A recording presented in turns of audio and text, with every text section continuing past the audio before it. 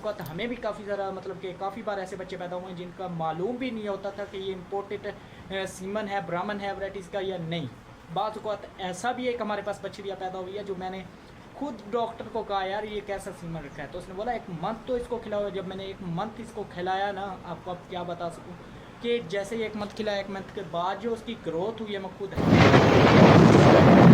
अस्सलामुअलैकुम। जैसे कि आप जानते हैं मैं अब्बास खान और मेरा यूट्यूब चैनल अब्बास व्लॉग 37 और आज का मिनी व्लॉग्स अभी से स्टार्ट करते हैं। तो काफ़ी सारे व्यूअर्स थे जिनके मैसेजेस कमेंट्स आ रहे थे कि यार हमारे काफ़ी सारे मतलब के जानवर हैं जिनमें मतलब के चीचक के निशानात बन चुके हैं, तो हम कन्फ्यूजन में हैं कि ये लंपी स्किन है। तो लंपी स्किन नहीं होती, लंपी स्किन और चीज़ होती है जिसमें जिल्द के मतलब ऊपर बहुत सारे बड़े बड़े दाने निकल आते हैं और वो ज़ख़म में कन्वर्ट हो जाते हैं।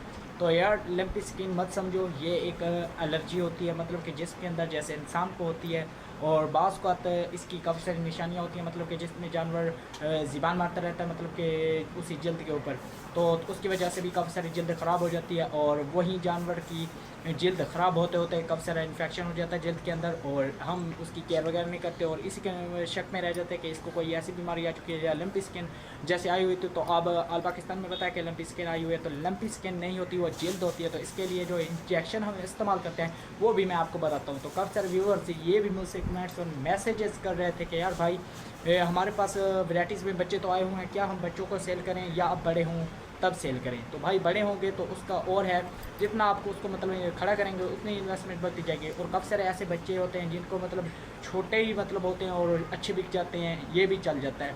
तो काफ़ी अगर आप खड़ा करना चाहते हैं तो काफ़ी सारे मतलब जितनी उसके ऊपर मेहनत करेंगे इन्वेस्टमेंट उतनी बढ़ती जाएगी। तो इसी कन्फ्यूजन में काफ़ी सारे जो जानवर होते हैं मतलब कि इम्पोर्टेड जानवर भी होते हैं, और काफ़ी बार मतलब कि काफ़ी सारे जो लोग होते हैं जिनको मालूम नहीं होता कि ये इम्पोर्टेड जानवर है, लेकिन हम ब्रीडिंग जो मेरा मेन पॉइंट है वो ब्रीडिंग है।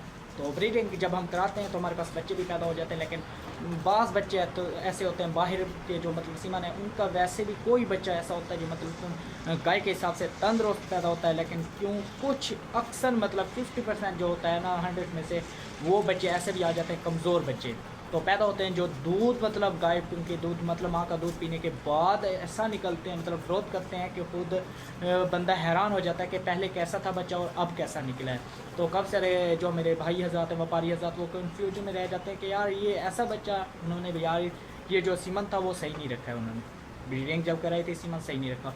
यार सीमन सही होता है लेकिन जब तुम उनको 1 मंथ दूध लगातार उसको मतलब कि ज़्यादा 3 थन तो मतलब कि पिलाने चाहिए उसको, 3 थन पिलाते हो और तुम्हें 1 मंथ पिलाने के बाद वो खुद बता देगा कि सीमन सही रखा हुआ था या सीमन नहीं सही रखा हुआ था।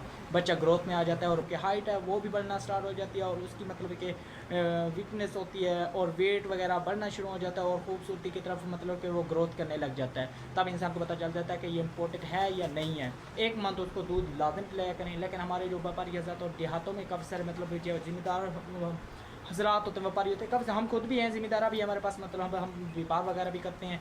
तो हमें तो पता है कि जब बच्चा पैदा होता है तो हमें पता चल जाता है कि ये कौन सी वैराइटीज़ का है कौन सा है। तो लेकिन बाज़ औक़ात हमें भी काफ़ी ज़्यादा मतलब कि काफ़ी बार ऐसे बच्चे पैदा हुए हैं जिनका मालूम भी नहीं होता था कि ये इम्पोर्टेड सीमन है, ब्राह्मण है वैराइटीज़ का या नहीं।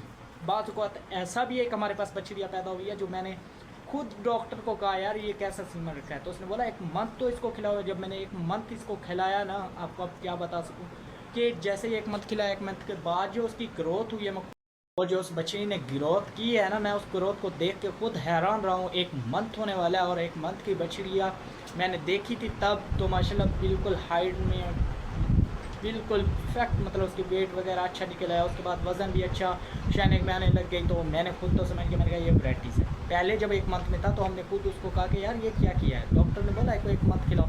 कोई ऐसे सीमन होते हैं जिनको गाय पेट में नहीं पालती, बाहर में पालती हैं, मतलब के बाहर दूध वगैरह पिलाने के बाद बच्चे पलते हैं वो है, और ये भी उसी में शामिल थी। और मैं बछड़ी आपको दिखाऊंगा, खुद हैरान होंगे। 2-2.5 मंथ की बछड़िया है, लेकिन आप देखेंगे बछड़ी दिल खुश हो जाएगा। अभी तो हमने इसका मतलब दूध कम कर दिया, दो ही थन मतलब इसको छोड़ते हैं, 2 हम खुद दूध निकाल लेते हैं घर के लिए, क्योंकि तो हमारा व्यापार का काम होता है, इसीलिए से कभी मतलब कि ज़्यादा जानवर आ जाते हैं तो इसको ज़्यादा दूध छोड़ देते हैं, नहीं होता तो फिर काफ़ी मतलब इसको कम मिकदार में जो है ना दूध वो छोड़ते हैं। तो अभी मैं आपको दिखाने लगा हूँ, ये बछड़ी है उसकी, गाय भी मैं आपको चेक कराऊंगा। और काफ़ी बार पहले भी मैं आपको ये वाली बछड़ियाँ, काफ़ी व्लॉग हैं तो उसमें मैंने शायद आपने देखा होगा, मैंने काफ़ी सारे जानवर चेक कराए थे।